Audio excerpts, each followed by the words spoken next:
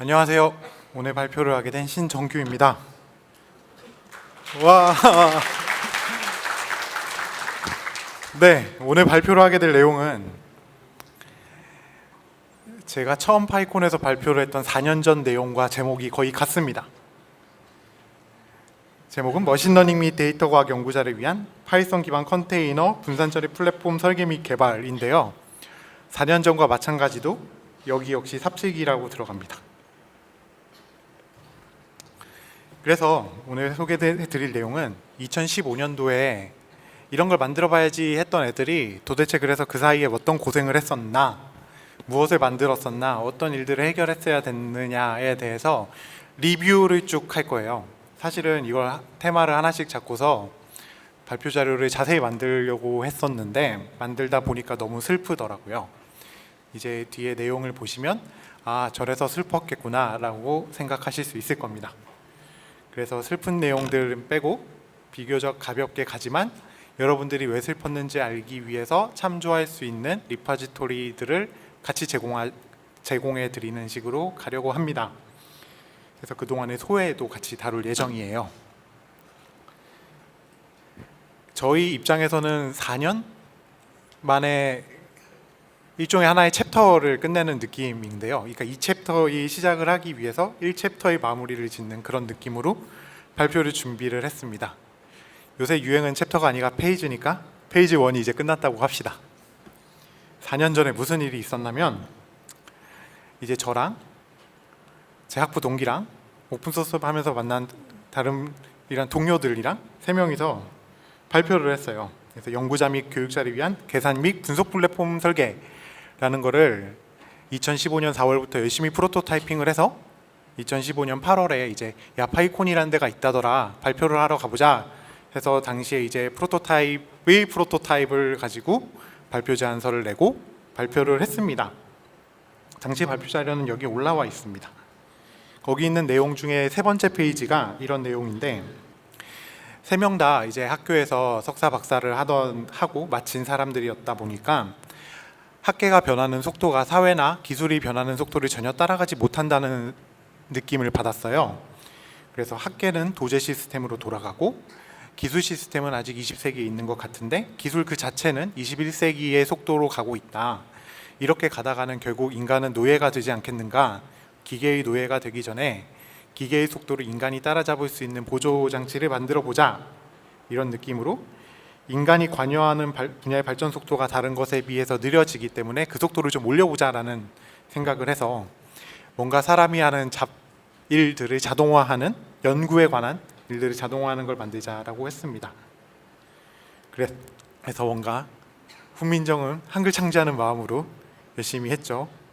근데 큰 차이점이 있다면 세종대왕님은 400년간은 멋진 한글을 만들어서 저희에게 넘겨주셨지만 저희는 뒤에 발표를 들으시면 아시겠지만 4년 동안 뭔가 손대면 톡하고 터질 것만 같은 코드 베이스를 만들어냈습니다. 그래서 이 목표를 이루기 위해서 코드들이 돌아가는 환경을 표준화하고 그 다음에 대규모 코드로 확장을 해서 돌릴 수 있게 해서 논문을 쓴 사람들도 결국 그 논문을 구현한 다른 사람들이 돈을 버는 대신 논문을 쓴 사람의 코드가 쉽게 스케일업이 되어서 돈을 벌 수 있는 구조를 만들어 보자. 그래서 논문을 뒤집으면 곰국인데 곰이 되어서 재주만 부리다가 돈은 다른 사람이 벌게 하지 말고 논문을 쓰는 대학원생이나 교수들도 돈을 벌 수 있는 플랫폼을 만들어 보자라고 생각을 했어요. 그래서 리프로듀서빌리티라는 걸 핵심에 놓고 그게 가능한 플랫폼을 만들어 보자. 그리고 이런 컴퓨팅 파워가 많이 필요한 거는 빅데이터 처리랑 딥러닝, 당시는 이제 초창기였죠. 이기 때문에 그런 거를 잘 지원하게 만들어 보자라고 했습니다. 그래서 논문용 코드를 실제 서비스까지 확장을 할 수 있게 만드는 클라우드 샌드박스를 만들어 보자라는 게 2015년 발표의 주제였습니다. 당시에도 발표 뒷부분은 굉장히 슬픈 얘기들로 가득 차 있었고요. 주로 내 잘못도 있지만 파이썬 잘못이라거나 라이브러리 잘못 같이 남이 잘못한 것 때문에 슬픈 이야기들이 주를 이뤘죠. 그래서 이제 당시 이 발표 자료 5장째인가 그런데요. 앞에 이제 3, 4, 5예요. 천리김도 한 걸음부터라고 하고 이렇게 써놨었는데 이제 4년이 지나고 나니까 이게 정말 천리였다는 걸 알게 됐어요. 천리만 가면 괜찮은 것 같습니다. 그래서 이제 발표는 저희 잘 끝냈습니다. 파이콘에선 보기 힘든 발표자 2명이서 발표를 했는데요. 둘이서 이제 앉아가지고 주거니 받거니 하면서 슬픈 얘기들을 주고받은 다음에 야, 이제 우리가 컨테이너 기반의 고밀도 분산 처리 플랫폼이랑 사용자 편의 기능 구현에 대해서 프로토타입을 발표를 했으니까 나머지는 한 6개월이면 어떻게 되지 않겠냐? 라고 얘기를 하면서 맛있는 중국집에서 오리고기를 먹었죠. 그래서 프로토타입도 만들었으니까 우린 다 만든 것 같은 느낌이었던 거예요. 시작이 반이라는 얘기도 있잖아요, 여러분. 시작을 했으니까 반쯤 이룬 것 같은 기분이었던 거죠. 그리고 사실 보면 만화나 영화나 다 보면은 프로토타입이 제일 세잖아요. 알고 계신가요? 프로토타입이 안 센 경우는 아이언맨밖에 없어요. 나머지는 다 프로토타입이 제일 셉니다. 사실 아이언맨도 잘 영화를 보시면 맨 처음 그 동굴에서 만든 프로토타입은 성능이 별론데 바로 그 다음에 만든 건 제일 비싼 애거든요. 보시면 금으로 만들었었잖아요. 나중에 합금으로 바꾸고 뭐 하지만 어쨌든 그래서 프로토타입 제일 좋은 거 만들었으니까 이제 우리는 자잘한 일들만 해결하면 되겠지라고 생각을 했습니다. 근데 이제 몰랐죠.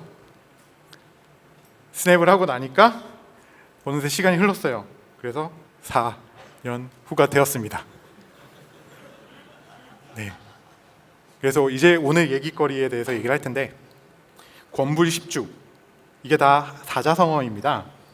권불 10년을 10주로 얘기한 거고 권력이 10주를 가지 않는다는 얘기죠. 우공이상, 설상가상, 활용점정, 홍익인간 뭐 이런 식으로 지어봤어요. 이 원래 제가 학교에서 배웠던 의미와 지금 생각하는 의미가 좀 달라진 단어들인데 여기에 대해서 어떻게 달라졌는지를 설명을 하려고 합니다. 이거는 뭐 만들던 도중에 저희끼리 주고받았던 슬랙 채팅의 일부고요. 들어가기 전에 이제 슬픈 얘기 하기 전에 겉으로 보이는 몇 가지만 간단하게 말씀을 드리면 이 프로젝트 시작할 때 이름은 소르나였고요. 지금은 백엔드 AI라고 부릅니다. 구글에서 지어줬어요. 그래서 뒤에선 백엔드 AI로 통일해서 부를 거고요. 그리고 2016년 말에 오픈소스화를 했습니다. 그래서 지금은 오픈소스로 되어서 버전이 6개가 나온 상태예요. 그리고 상도 몇 개 받았고 롱텀 서포트 버전도 드디어 처음 나왔습니다. 19.03인데 롱텀이 저희 생각엔 1년인데요. 네. 하지만 1년이면 굉장히 오래 지원해 준다고 할 수 있죠. 여기서 이제 머신러닝 하시는 분들은 텐서플로우를 쓰실 텐데 걔네는 브레이킹 체인지가 18주 기준으로 일어나거든요. 그러니까 저희 52주 길지 않습니까? 거의 3배에 달하는 길이니까요. 네, 짜잔 했는데요. 나중에 끝날 때쯤이면 이게 짠하게 보이실 겁니다. 짜잔. 자, 그래서 시작을 해봅시다. 그 이후에 알게 됐고 아니면 그 이후에 변했기 때문에 알게 된 첫 번째는 권불 10주입니다. 이 바닥은 10주가 사이클이에요. 석 달씩 가는 게 없습니다. 뭐든지 빠른 색상이었어요. 우선 엔비디아 하드웨어는 2년마다 리프레싱이 되고요. 그 다음에 드라이버 스택이 바뀝니다. 그래서 새로 짜야 되죠. 그 다음에 파이썬도 저희가 이제 4년이라고 했었잖아요. 제가 이게 연속 파이콘 5번째 발표인데 파이썬도 되게 빨리 바뀌어요, 여러분. 저희 3.4로 시작했는데 지금 3.7이고 3.8 막 나오고 있잖아요. 그런데 얘네들은 사실 꽤 오래가는 편이고 이제 우분투도 LTS 있으니까 도커 엔진만 해도 6개월마다 바뀌거든요. 근데 뭐 6개월도 야 뭐 적응만 되는 것 같으면 새 버전이 나오네라고 했었는데 텐서플로우는 6주마다 새 버전이 나옵니다. 그래서 새 버전이 나오고 다다음 주면은 베타가 나와요. 또 그 다음 주면 RC1이 나옵니다. 그리고 되게 재밌는 로고들이 있죠. 브레이킹 체인지라고 붙은 것들이 잔뜩 박혀 있고 그리고 디프리케이트라고 해서 앞으로 사라질 명령어다라고 앞에 태그를 붙인 애들은 버전이 3번 올라가면 사라지거든요, 실제로. 그러니까 18주 후에 사라지는 함수들이 막 존재합니다. 그래서 여러분들이 재작년 코드를 깃허브에서 받으시면 작년 텐서플로우로 안 돌아갈 거고 올해 초에 텐서플로우 코드를 지금 1.14에서 돌리면 많은 코드들은 안 돌아갑니다. 용어를 먼저 설명을 할게요. 제가 지금 말을 하다 보니까 느끼는 건데 갑자기 막 파이썬 나오고 도커 나오고 이러니까는 얘네가 도대체 무슨 얘기인지 간단하게 설명을 해보겠습니다. 용어가 어렵진 않아요.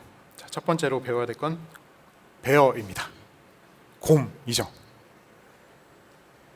참고로 제 예전 별명이 곰이었는데 그래서 저희 가족이 곰돌이 가족이라고 합니다. 저랑 은진 씨 둘 다 공대생이었기 때문에 공돌이였다가 곰이라고 해서 곰돌이가 됐고요. 얘는 메탈 베어입니다. 메탈로 만들었으니까요. 자, 얘는 베어 메탈입니다. 여러분들이 집에 가서 여러분들이 갖고 계시는 PC나 아니면 전산실에 들어가면 있는 이런 애들을 베어 메탈이라고 불러요. 또는 베어 메탈 서버라고 하죠. 그리고 이런 애들을 왕창 모아놓은 걸 클러스터라고 합니다.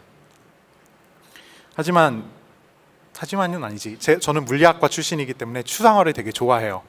그래서 추상화를 하면은 이렇게 보였던 걸 이렇게 바꿔보겠습니다. 똑같이 보이죠? 베어 메탈이고요. 클러스터는 이렇게 그릴 수 있을 겁니다. 근데 클러스터 안에 들어가 있는 이 베어 메탈 컴퓨터들이 그대로 사용되는 경우는 요새는 별로 없습니다. 그래서 위에다 가상 머신이란 걸 얹어요. 이런 식으로 돌아가고, 이 가상 머신들은 별도로 운영 체제들을 가지고 별도의 컴퓨터처럼 돌아갑니다. 안에 있는 애들은 밖에서 무슨 일이 일어나는지 몰라요. 자기가 가상 세계에 있다는 것도 모릅니다.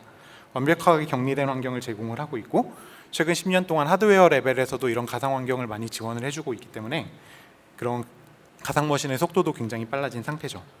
그래서 가상화된 하드웨어도 밖에서 소프트웨어 형태로 제공을 해주고, 안에서는 독립된 운영체제들이 돌아갑니다.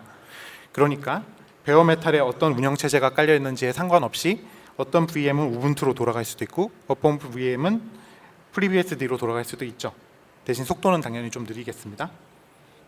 이런 애들을 모아서 클러스터를 만들고, 클러스터를 왕창 만들어서 노는 시간 또는 놀지 않는 시간에라도 돈을 받고 서비스를 해주는 애들을 보통 클라우드라고 부릅니다. 그래서 여러분들이 돈을 많이 내면은 데디케이티드라는 이런 VM이 하나만 들어간 사실 서버를 주고, 그렇지 않으면 이런 쉐어드 VM들을 하나씩 받게 되죠. 그런데 최근 한 5년 동안 시대가 많이 바뀌었습니다. 원래 컨셉으로만 있었던 반가상화 기술이 굉장히 많이 발전을 했거든요. 여기 계신 분들도 대부분 들어보셨을 수 있는 컨테이너 기술입니다. 컨테이너 기술의 역사는 굉장히 오래됐는데 대중화된 거는 한 6년 정도 된다고 보시면 될 것 같아요. 그래서 베어 메탈의 OS 운영체제를 설치하고 그 위에 컨테이너 레이어라는 걸 하나를 깔아서 이 위에서 실행되는 애들은 서로 자기가 진짜 머신에서 돌고 있다고 생각하는데, 그리고 실제 진짜 머신에서 돌고 있는 겁니다. 근데 이 컨테이너 레이어에서 일종의 엘리어스를 제공해줘서 가상화를 이루는 거예요. 그러니까 나는 PID 1번, 2번, 3번으로 돌고 있고, 나도 PID는 프로세서 ID라는 건데 1번, 2번, 3번으로 돌고 있어 라는 건데, 이 레이어를 통해서 얘는 뭐 1001번부터 1003번까지, 얘는 20001번부터 23000번까지 그런 식으로 실제로는 이 OS 상에서 돌아가지만 이 컨테이너라고 부르는 단위에서는 자기가 또 별도의 환경에서 돌아가고 있도록 착각하게 만드는 기술입니다. 그리고 실제로 클라우드 상에서 서비스가 될 때는 컨테이너가 들어간 VM 환경의 여러 개를 베어 메탈 위에서 얹어서 서비스를 하죠. 그래서 쉐어드 같은 경우에는 VM 안에다 컨테이너를 넣는 식이고, 데디케이티드 같은 경우는 베어 메탈에다 그대로 운영체제를 하나 깔고 컨테이너를 올리는 식입니다. 그래서 컨테이너는 커널을 공유하고 커널을 제외한 부분들을 격리하는 식인데, 실제로 그 격리는 컨테이너 레이어를 통해서 이루어지고요. 가장 처음에 이제 리눅스 기반의 실증으로 나왔던 건 LXC고요. 그 다음에 이제 LXC 기반으로 나온 다양한 솔루션들이 있었습니다. 도커라거나. 그러다가 이제 뭐 컨테이너에 관련된 기술들을 공유하는 파운데이션이 생기고 런시라는 표준을 하나 만들게 됩니다. 그리고 옛날부터 FreeBSD 계열에서는 CH루트나 JA 같은 걸 썼었죠. 그래서 이렇게 반가상화된 환경에서 이제 컨트롤 그룹이라는 걸 사용을 해서 리눅스에서는 컨테이너를 구현을 합니다. 그래서 현재의 클라우드는 대충 이런 식으로 생겼어요.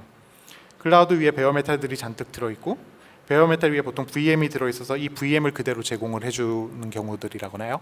이걸 보통 인스턴스라고 부르죠. 일라스틱 컴퓨팅, 클라우드 컴퓨팅 같은 경우는 이런 경우에 해당되겠죠. 아마존에. 또는 컨테이너를 이렇게 왕창 얹어가지고 서비스하기도 합니다. 또는 그냥 머신에 서비스하기도 하죠. 이렇게 복잡해지게 되면 이런 VM을 띄우는 것 자체도 복잡해지기 때문에 이런 VM이나 스토리지를 생성하고 삭제하고 배치하는 역할을 하는 애를 클라우드 매니저라고 합니다. 여러분들이 아는 오픈소스 클라우드 매니저로는 오픈스택 같은 것들이 있죠. 그리고 이런 것들을 묶어서 이아스라고 하는데요. 그래서 이런 VM들을 막 만들고 지우고 서비스하고 묶고 이런 것들을 해주는 그런 인프라스트럭처를 자유롭게 만드는 애들을 이아스라고 합니다. 그리고 이런 애들이 다 제공이 되는 상태에서 이런 컨테이너들을 만들거나 삭제를 하는 것도 복잡한 일이기 때문에 그런 것들도 자동화를 하거나 삭제를 하고 배치를 하고 업그레이드를 해주는 것들, 자동화해주는 여러 도구들이 있는데 그런 것들을 보통 컨테이너 오케스트레이터라고 하고 요새는 약자로 그냥 오케스트레이터라고도 많이 부릅니다. 자, 용어 설명 다 됐습니다. 이제부터는 이 용어들에 대해서는 제가 설명 다시 안 할 거예요. 그럼 이제부터 시작을 해보겠습니다. 자, 10주마다 바뀐다고 했는데 뭐 여러분들이 많이 아는 것들부터 보죠.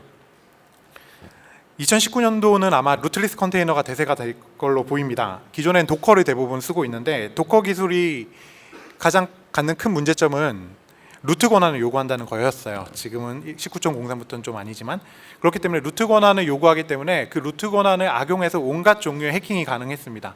그래서 계속 시큐리티 패치들이 올라오죠.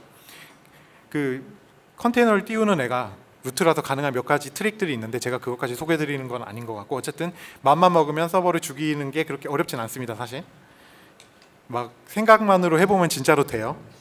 그렇기 때문에 올해부터 작년부터 사실 제안은 됐지만 올해 떠오르고 있는 애들이 판맨 같은 애들입니다. 이런 애들은 루트 권한이 없어도 컨테이너를 돌릴 수가 있죠. 그 다음에 이런 컨테이너 솔루션 자체도 저희가 2015년도에 시작할 때는 구글 보그라는 게 이제 처음 막 나오고 있던 시절이었는데 지금 이제 스웜이나 쿠버네티스나 메조스 같은 애들이 있죠. 여기다 저희도 껴넣습니다. 일단 네. 그래서 컨테이너 솔루션들이 이렇게 다양하게 존재하고 계속 나오고 있어요. 도커가 있는데 왜 계속 나오냐고 하면 도커는 생각보다 문제가 많은 플랫폼입니다. 써보시면 불안정하기도 하고 보안상 문제도 있고 해결하고자 하는 문제들에 비해서 너무나 사용자가 많기 때문에 한 곳에 집중하기도 어렵죠. 그래서 여러분들이 우분투를 쓴다면 LXD 기반의 가상 환경을 접하게 될 거고요. 앱을 설치하면 보통 스냅이라는 걸 사용해서 요새 설치를 많이 하게 되죠. LXD 기반에. 그 다음에 이제 그 판맨 같은 경우는 레드햇이 밀고 있는 IBM이랑 레드햇이 밀고 있는 솔루션입니다. 얘는 유저 권한에서 바로 실행이 돼요. 그 다음에 또 그 2015년부터 4년 사이에 큰 변화 중에 하나는 마이크로 서비스가 늘었다는 겁니다. 어플리케이션을 무조건 작은 단위로 막 쪼개고 그 통신 프로토콜을 잘 정의함으로써 시스템 전체를 약간 더 플루이드하게 만드는 거예요. 이런 경우엔 각 모듈별로 API 스펙만 잘 지켜준다면 버전업도 빨리 할 수 있고 지속적 통합, 컨티뉴어스 인테그레이션 구현도 잘 할 수가 있죠. 그리고 또 기반 언어들도 계속 바꿀 수가 있습니다. 마이크로 서비스는 각 모듈들의 언어가 통일될 필요는 없거든요. 모듈마다 다 달라도 되니까요. 그래서 계속 언어들도 바뀌고 프로토콜도 계속 다양하게 등장하고 유명해지고 보급되게 되죠. 그 다음에 또 큰 변화는 비동기가 있습니다. 2015년도만 해도 파이썬에서의 비동기는 그렇게 널리 쓰이지 않았었고 그 노드 쓰는 사람들은 프로미스가 빨리 보급되기 제발 하던 시대였고요. 이제 콜백 지옥을 벗어나기 위해서 이 어싱크로너스 I/O가 확 늘어나게 된 건 마이크로 서비스가 확 보급된 것과 궤를 같이 합니다. 지연 시간의 예측 난이도가 너무 높아졌기 때문에 I/O를 기다린다는 측면에서는 시스템을 이렇게 안정적으로 설계를 할 수가 없게 됐어요.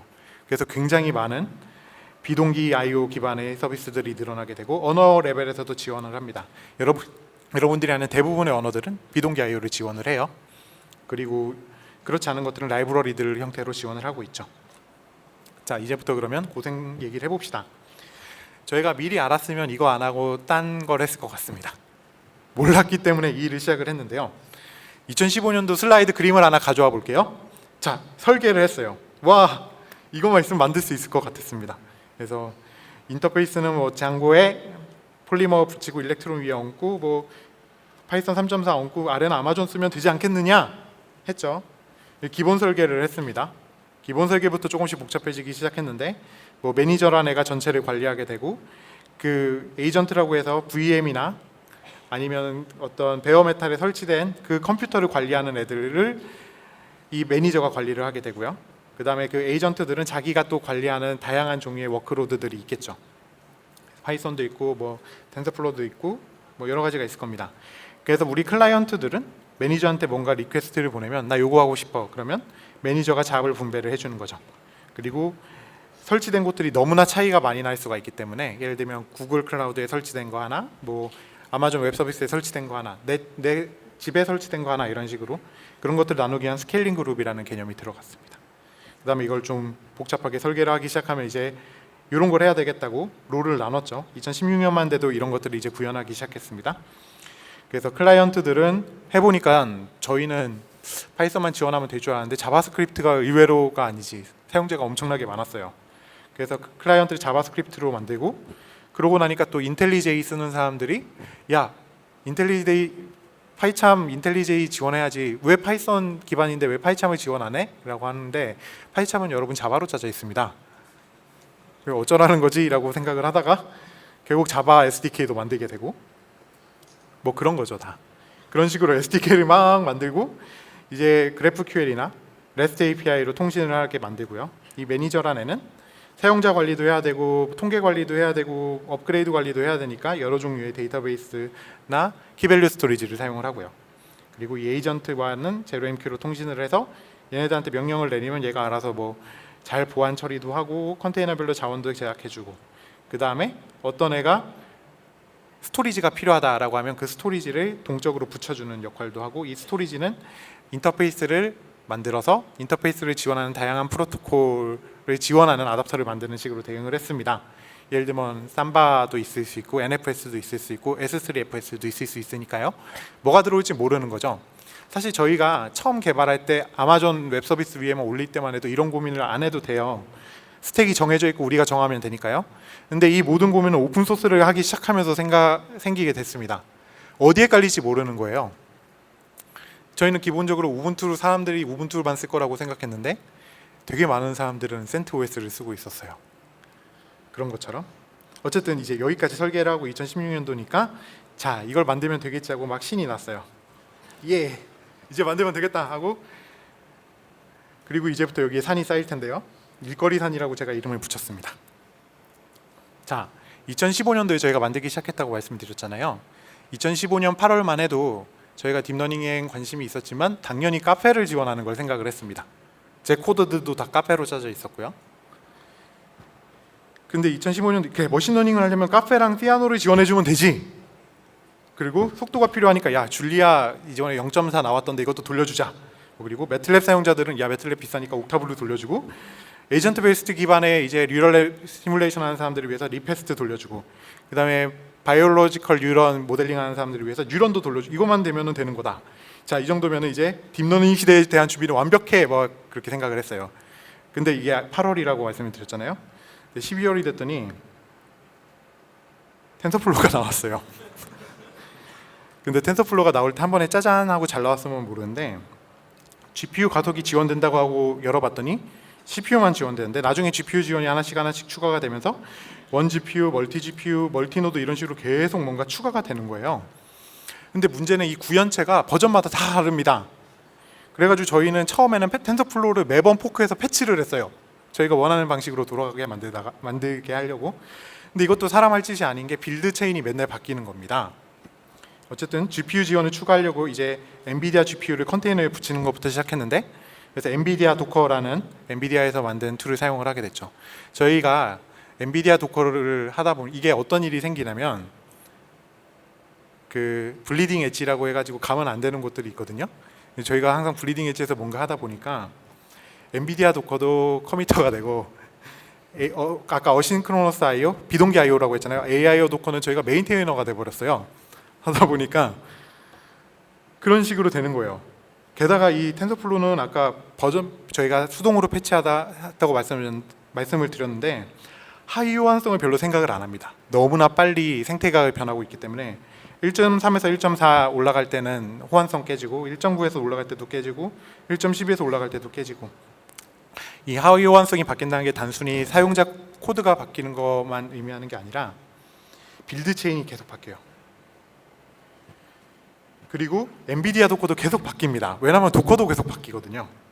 그러니까 버전 1이었다 버전 2가 나왔는데 버전 2는 런시 기반으로 엘리어스 덩어리의 어떤 구조체가 되고 쿠다도 우리가 8일 때 시작했는데 9 나오고 10 나오고 10.1이 나왔는데 여러분 상식적으로 10.1하고 10은 호환돼야 되는 거 아닙니까?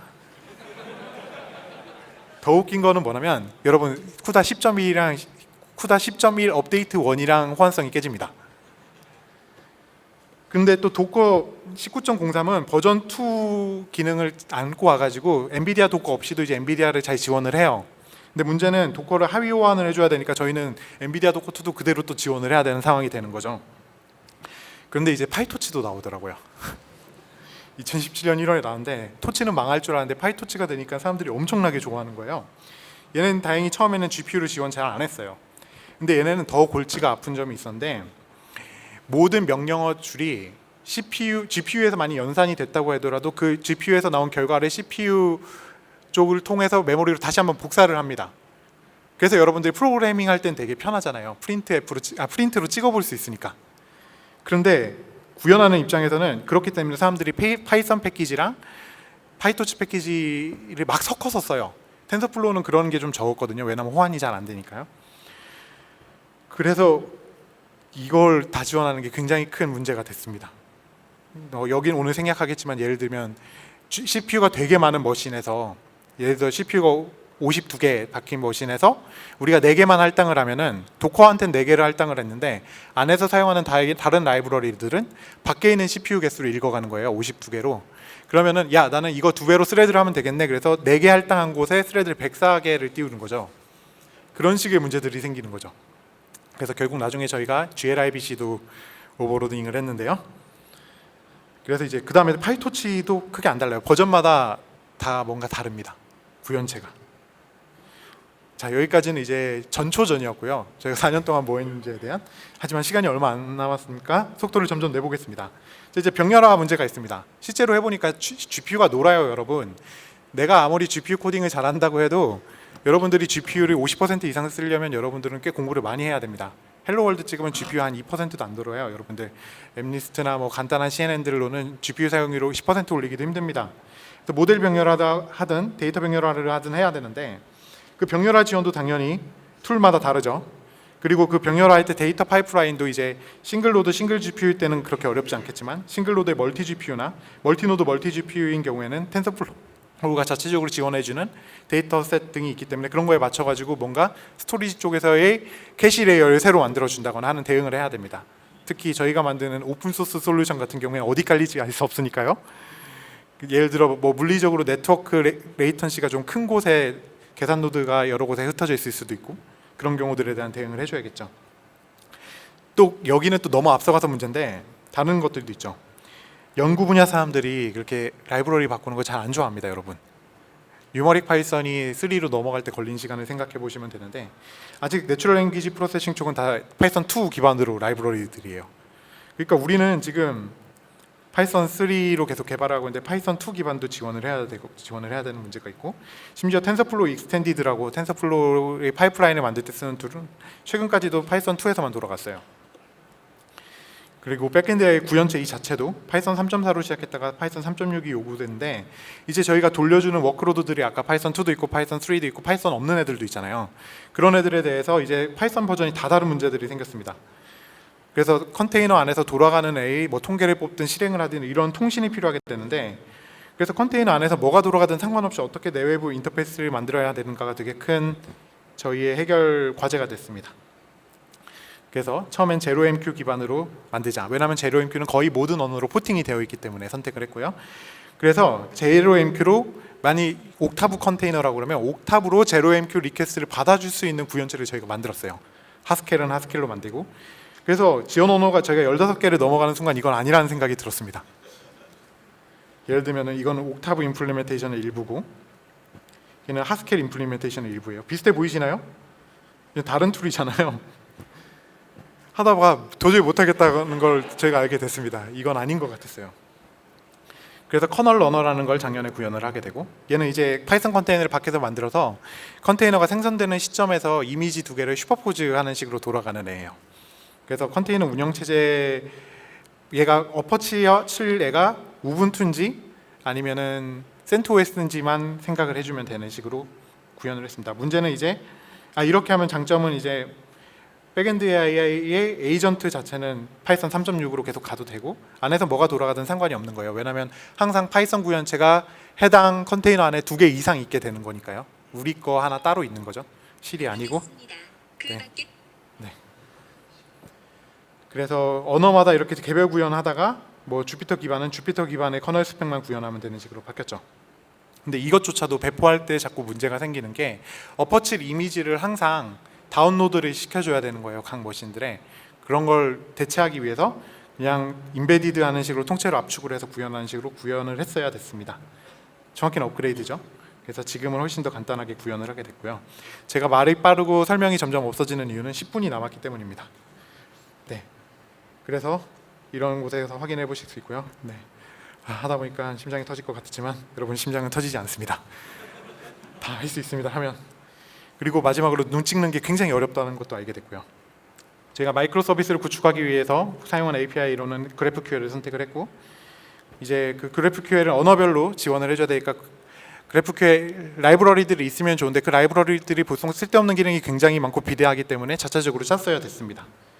그래서 뭐 자바스크립트 구현체는 아예 자체적으로 만들었고, 그냥 즉 GraphQL이 아니라 인증이 구현된 GraphQL 페이로드를 만들었어야 되기 때문에 그거를 파이썬 구현체로도 만들고 뭐 자바스크립트나 자바 구현체로도 만들었죠. 그 다음에 이제 하다 보니까 네트워크 안 되는데 깔아달라는 곳들이 생기기 시작했어요. 왜냐면 걔네들은 폐쇄망이기 때문에 보안이 중요한 곳은 네트워크가 안 된대요. 그래서 PIP 로컬로 설치를 하려고 했더니 PIP 자체가 여러분들 항상 네트워크 액세스 하신 거 알고 있으셨어요? 인터넷 안 되면 로컬 피를 깔려고 해도 안 돼요. 옵션이 따로 있습니다. 그래서 이런 것들을 설치하는 빌더를 만드는 과정을 또 거쳤어야 됐습니다. 인스톨러가 있고 인스톨러 안에서 필셋을 만들고 패키지, 이런 패키지를 만들기 위한 패키저가 있고 이 패키지를 만들기 위해 사용하는 빌더라는 애가 있는 거죠. 그리고 이렇게 만들어진 걸 아까 계산 노드들이 뭐 에이전트 하나 매니저 하나씩만 보여줬는데 에이전트가 10개가 될 수 있고 20개가 될 수도 있잖아요. 그래서 결국 Ensible이라는 걸 애를 기반으로 배포를 해야 되는 걸 선택을 했습니다. 배포 자동화를 해야 되니까요. 예를 들어 오프라인 환경에 20개 깔아줘 이러면은 어떻게 하겠어요? 온라인이면 차라리 좀 낫죠. 다양한 방법을 쓸 수 있으니까. 그래서 Ensible로 설치하는 것도 구현을 해서 만들었죠. 그 다음에 이제 문서화가 있는데 이제 아까 사용하는 언어가 점점점 많아지다 보니까 다양한 언어에 대한 셋들이 생기게 되는데 레스트 기반으로 리드더닥스에 올리는 거는 파이썬은 잘 되는데 다른 언어들은 잘 안 되는 경우들이 있습니다.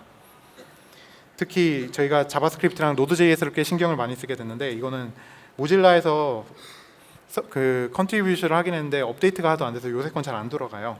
그래서 결국엔 이것도 그냥 JS 기반으로 별도 문서화를 하도록 만들어야 했었죠. 그다음에 마지막으로 저희가 고민을 했던 그 눈에 해당되는 것들은 그러니까 코드가 아니죠. 사실 문서화나 뭐 GUI나 빌드, 뭐 오프라인 빌드 같은 거는 본체랑 상관이 없는 일들이잖아요. 이걸 어떻게 배포하느냐에 대한 것들이지 그게 더 어렵더라고요. 하나 알게 된 거는 이건 비교적 최근에 오래 알게 된 거예요. 5년 차가 다 돼서야. 저희는 이런 인터페이스를 갖고 있어요. 이렇게 쭉 치면 됩니다. 뭐 CPU 한 개, 쿠다 디바이스 몇 개, 램 얼마 이런 이미지에서 이 코드를 돌려줘라고 하면 막 업로드해서 돌아가고 현재 실행되고 있는 거 PS 찍으면 나오고 이런 식으로 굉장히 상세한 CLI가 있습니다. 야, 완벽하다, 완전 최고다 라고 생각하고 있었는데 GUI가 필요하다는 거예요. 사람들이. 저희는 대부분 연구자들이었기 때문에 GUI를 써본 적이 없거든요. CLI만 잘 되면 되잖아요. 그래가지고 설치 SDK도 있고 API도 있고 설치도 다양하게 되었는데 왜 GUI가 필요해요? 라고 얘기하는데 예전에는 그렇죠 하다가 결국 아니 그래서 있어요 없어요 라는 고객님을 만나게 된 거죠. 고객? 사용자. 그래가지고 GUI를 만들게 되었습니다. 필요한 건 앱이랑 웹이라고 생각을 하게 되고 2019년 2월부터 열심히 구웠는데 시간이 없으니까 빨리 넘어가겠습니다. 웹 컴포넌트라는 걸 써서 만들었고 일렉트론이랑 노드.js를 썼고요. 웹은 따로 구현하기가 너무 힘드니까 앱을 그대로 써보자. 근데 문제는 앱은 일렉트론에서 돌아가니까 크롬 환경이 딱 정해져 있는데 웹은 크롬에서 안 들어갈 수도 있잖아요. 인터넷 익스플로러 11으로 들어오면 어떡하죠? 그래서 일단 코어 설계를 이렇게 하고 이제 뭐 폴리머랑 리드 엘리먼트라는 걸 쓰고 스테이트 관리는 리덕스로 하고요. 지금은 롤업이랑 카르마라는 걸로 이제 유닛 테스트를 하고 있고 웹 컴포넌트 JS를 쓰다가 폴리필드 앱이라는 걸로 바꿨습니다. 그리고 이제 시스템이 좀 막 엄청 규모가 큰데 사용하는 거는 장고 기반으로 별도의 허브를 만들고요. 그 다음에 파이프라인 앱은 지금 오픈소스로 제가 이번 달 초에 올려놨는데 별도로 개발을 하고 있어서 통합을 하려고 생각을 하고 있습니다. 앱은 일렉트론 기반이고 자바스크립트 ES6 기반인데 일렉트론에서는 파일 모드에서 자바스크립트를 바로 서빙할 수가 없거든요. 그 임포트로 ES6 임포트로 서빙을 할 수 없기 때문에 별도로 이 프로토콜 파서를 만들고 그거를 동작할 때 마임 타입을 붙여주는 식으로 구현을 했습니다. 그 다음에 이거를 이제 대규모로 서빙을 웹상에서 하기 위해서는 웹 콘솔 모드라는 걸 위해서 콘솔 서버라는 파이썬 구현체를 만들었고요. 네, 점점 빨라져야 되겠네요. 그다음 AIO HTTP 기반의 파이썬 서버로 제공을 하고 있고 그리고 이게 실제로 그 계산하는 클러스터랑 붙을 때 바로 클러스터가 노출되는 걸 막기 위해서 매니저 프록시라는 걸 따로 구현을 했습니다. 이 매니저 프록시가 콘솔 서버 안에 구현이 되어 있고요. 그 다음에 이제 안에서 실행되는 프로그램들을 프록싱하기 위한 웹소켓 프록시라는 게 있습니다. 앱에서는 이게 앱 안에 스탠드얼론 버전이 들어있고 웹에서는 별도의 서비스로 돌아갑니다. 그래서 대충 이런 GUI를 만들고 그 다음에 이런 식으로 눌러서 실행 버튼을 누르면은 리소스 그룹 실행 버튼 누르면 실행이 됩니다. 그리고 이건 등록된 이제 노드들을 보여주는 거고요. 그 다음에 이제 허브 같은 경우는 전체 클러스터가 뭐 이제 두 자릿수를 훨씬 넘어가는 경우들을 위해서 만든 버전입니다. 이제 그 다음에 이렇게 만들었더니 그 다음에 고가용성이 필요하대요. 왜 매니저가 왜 세 벌씩 존재하지 않나요? 라고 하는 거죠. 그래서 로드 밸런서도 있어야 되고 레플리케이션 모드도 있어야 돼서 블릿을 운영할 때 보팅 알고리즘으로 너가 살았니? 넌 죽었구나. 그럼 네가 대장이다 라는 걸 정해주는 걸 만들었어야 되고 그 다음에 실제로 앱을 실행할 때 앱을 서비스하기 위한 프록시 터널링을 만드는데 기존에는 사용자 컴퓨터 쪽에 그게 다 있어서 이 사이는 그냥 그 SSL 터널링으로 구현을 했다가 여기 사용자 컴퓨터에 뭐 자꾸 깔기가 싫다. 앱이나 웹이나 이런 외부에서 그냥 돌아가게 해줘 이래가지고 이제 이런 외부 어댑터를 다 별도로 만든다거나 하는 과정도 안 거치게 하기 위해서 임의의 프록시를 새로 만들었습니다. 그래서 터널링을 설계를 하고 그 다음에 실제 동작을 구현을 한 다음에 제가 이걸 40분에 발표하려고 했더니 미쳤었던 것 같습니다. 네. 그래서 클라우드 버전과 폐쇄망에서 서로 다른 구현체를 가지고 있고요. 폐쇄망은 인터넷이 아예 안 되기 때문에 일렉트론으로 별도의 웹소켓 프록시를 안고 있어야 됩니다. 자, 다행히 시간 맞출 수 있으니까 걱정하지 맙시다. 네. 그래서 이렇게 쌓아놨어요. 이게 아까 일거리 산이라고 말씀드렸잖아요. 저는 6개월이면 될 것 같은데라고 생각을 했었죠 처음에. 근데 해보니까 그렇게 4년이 흘렀습니다. 그래서 이제 이 첫 번째 이제 시즌이 아니죠. 뭐라고 페이즈 1이 끝나는 시기에 온 것 같아요. 네, 그렇습니다. 그래서 이제 홍익인간으로 뭐 GPU 가상화 부분이 있는데 이거는 빨리 그냥 넘어가도록 할게요. GPU를 가상화하기 위해서 커널이랑 쿠다 드라이버를 통째로 가상화를 하는 개념인데 중요하지 않으니까 넘어가겠습니다. 그래서 이걸 통해서 이제 재밌는 거 발견한 건 있어요. 멀쩡한 GPU를 하나를 가상화해서 4개로 만들어서 싱글 코드를 GPU 4개 코드로 만들어서 GPU 하나로 똑같이 돌리면 후자가 더 빠릅니다. 웃기죠? 왜냐하면 여러분들의 코드는 GPU를 갈굴 만큼 잘 짜져 있지 않기 때문에 나눠서 멀티로 돌리는 게 싱글로 쓸 때보다 더 빠릅니다. 그리고 이런 경우에 이제 GPU가 어느 CPU의 PCI 익스프레스에 붙어 있는지도 되게 중요하기 때문에 누마 노드 배치를 고려해서 어떤 식으로 리소스를 묶어서 줘야 되는지도 큰 이슈가 되죠. 그래서 오늘 얘기했던 내용들은 이런 것들이고요. 이 바닥은 10층보다 바뀌더라. 문제를 해결해봐야 해결 안 된다는 거. 그 다음에 눈 찍는 게 의외로 중요하다. GUI도 중요하고 이런 거. 그 다음에 우리가 고생했던 걸 남들 하게 하지 말자라고 해서 이렇게 정리를 한 건데, 그래서 이게 통곡의 벽이죠. 이제 앞에선 짜잔 했는데 좀 짠해 보이지 않으십니까? 그래서 오늘 얘기했던 내용 이런 거고요. 그래서 이제 당시에 저희가 스타트업을 시작을 했지만 지금 왠지 여기 있는 이런 애들, 이런 유니콘, 목표는 이런 유니콘이었겠죠. 모든 회사들이 그렇겠지. 근데 이런 게 되지 않기 위해서 열심히 노력하고 있는 중입니다. 마지막으로 저희가 컨트리뷰턴을 하고 있어요. 공개 소프트웨어 컨트리뷰턴에 참여를 하고 있는데 이 링크로 들어오시면 참여를 하실 수가 있어서 25일까지 신청을 받고 9월, 10월에 열심히 여러분들 저희와 함께 문서화도 할 수 있고 프로그래밍도 할 수 있고 금방 말씀드린 내용들이 도대체 무슨 얘기였는지 설명도 드릴 수 있을 겁니다. 네, 여기까지 들어주셔서 감사합니다.